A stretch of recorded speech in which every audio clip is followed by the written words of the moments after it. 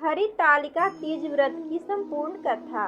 भाद्रपद महीने के शुक्ल पक्ष की तीज को हरितालिका तीज व्रत किया जाता है। इसमें भगवान शिव और माँ पार्वती की पूजा अर्चना की जाती है। कहते हैं इनकी पूजा से महिलाओं को अखंड सौभाग्य का वरदान मिलता है। इस बार हरितालिका तीज व्रत 18 सितंबर को मनाया जाएगा। हरितालिका व्रत कथा शिवजी ने ही माँ पार्वती को सुनाई थी।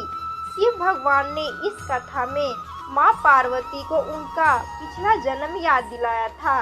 उन्होंने कहा है, हे गौड़ा, पिछले जन्म में तुमने मुझे पाने के लिए बहुत छोटी उम्र में कठोर तप और घोर तपस्या की थी। तुमने ना कुछ खाया और ना कुछ पिया, बस हवा और सूखे पत्ते चबाए। जला देने वाली गर्मी हो या कपा देने वाली ठंड हो, तुम नहीं हटी, डटी रही। बारिश में भी तुमने जल नहीं किया। तुम्हें इस हालत में देखकर तुम्हारे पिता दुखी थे। उनको दुखी देखकर नारद मुनि आए और कहा कि मैं भगवान विष्णु के भेजने पर आया हूँ। वह आपकी कन्या से विवाह करना चाहते हैं। इस बारे में मैं आपकी राय जानना चाहता हूँ। नारद मुनि की बात सुनकर आपके पिता बोले, भगवान विष्णु ऐसा चाहते हैं तो मुझे कोई आपत्ति नहीं है, परंतु जब तुम्हें इस विवाह के बारे में पता चला तो तुम दुखी हो गई। तुम्हारी एक सहेली ने तुम्हारे दुख का कारण पूछा तो तुमने कहा कि मैं सच्चे मन से भगवान शिव का वरण किए हूँ, किंतु मेरे पिता ने मेरे विवाह विष्णु जी के साथ तय कर दिया है। मैं विचित्र धर्म संकट में हूँ। अब मेरे पास प्राण त्यागने देने के अलावा कोई उपाय नहीं बचा। तुम्हारी सखी बहुत ही समझदार थी। उसने कहा, प्राण छोड़ने का यह कारण ही क्या है? संकट के समय धैर्य से काम लेना चाहिए। भारतीय नारी की सार्थकता इसी में है कि जिस मन से पति के रूप में एक बार वर्ण कर लिया, जीवन पर्यंत उसी से निर्वाह करे। मैं तुम्हें घनघोर वन में ले चलती हूँ, जो साधना स्थल है और जहाँ तुम्हारे पिता तुम्हें खोज भी नहीं पाएंगे। मुझे पूर्ण विश्वास है कि ईश्वर तुम्हारा अवश्य ही सहायता करेंगे। तुमने ऐसा ही किया। तुम्हारे पिता घर में न पाकर बहुत दुखी और चिंतित हुए। इधर तुम्हारी खोज होती रही, उधर तुम अपनी सहेली के साथ नदी तट पर एक गुफा में मेरी आराधना में लीन रहने लगी। तुमने रेत के शिवलिंग का निर्माण किया। तुम्हारी इस तपस्या के प्रभाव से मेरा आसन हिल उठा और मैं जल्दी ही तुम्हारे पास आ पहुंचा और तुमसे वर मांगने को कहा। तब अपनी तपस्या के फलीभूत मुझे अपनी समक्ष पाकर तुमने मुझसे कहा, मैं आपको सच्चे मन से आपको पति के रूप में वर्ण कर चुकी हूँ। यदि आप सचमुच मेरी तपस्या से प्रसन्न होकर यहाँ पधारे हैं तो मुझे अपनी अर्धांगिनी के रूप में स्वीकार कर लीजिए।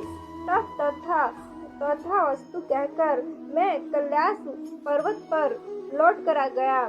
उसी समय गिरिराज अपने बंधु बांधवों के साथ तुम्हें खोजते हुए वहां पहुंचे और तुमने सारा वृत्तांत बताया कि यदि मैं घर तभी जाऊंगी अगर आप मेरा विवाह महादेव से करेंगे। तुम्हारे पिता मान गए और हमारा विवाह करवाया। इस व्रत का महत्व यह है कि इस व्रत को पूर्ण निष्ठा से करने वाली प्रत्येक स्त्री को मन वांछित फल देता हूँ। इस पूरे प्रकरण में तुम्हारी सहेली ने तुम्हारा हरण किया था, इसीलिए इस व्रत का नाम हरितालिका व्रत हो गया। इस व्रत से जुड़ी यह मान्यता है कि इस व्रत को करने वाली स्त्रियां पार्वती जी के समान ही सुख पूर्वक पति मरण के शिवलोक जाती हैं। सौभाग्यवती स्त्रियां अपने सुहाग को अखंड सौभाग्य बनाए रखने और अविवाहित युवतियां मन मुताबिक वर पाने के लिए हरितालिका तीज का व्रत करती हैं। इस दिन इस व्रत करने वाली स्त्रियां सूर्य उदय से पहले ही उठ जाती हैं और नहाकर पूजा कर श्रृंगार करती हैं। पूजन के लिए केले के पत्तों का मंडप बनाकर गौरी शंकर की प्रतिमा स्थापित की जाती है। इसके साथ पार्वती जी को सुहाग का सारा सामान चढ़ाया जाता है। रात में भजन कीर्तन करते हुए जागरण कर 3 बार आरती की जाती है और शिव पार्वती विवाह की कथा सुनी जाती है। इस व्रत के वर्षी को शयन का निषेध है। इसके लिए उसे रात्रि में भजन कीर्तन के साथ रात्रि जागरण करना पड़ता है। प्रातः काल स्नान करने के पश्चात श्रद्धा एवं भक्ति पूर्वक किसी सुपात्र सुहागन महिला को श्रृंगार सामग्री, वस्त्र सामग्री, खाद्य सामग्री, मिष्ठान, फल एवं शक्ति आभूषण का दान करना चाहिए। रेत के शिवलिंग बनाए हैं तो उनका जलाशय में विसर्जन किया जाता है और खीर खाकर व्रत संपन्न किया जाता है।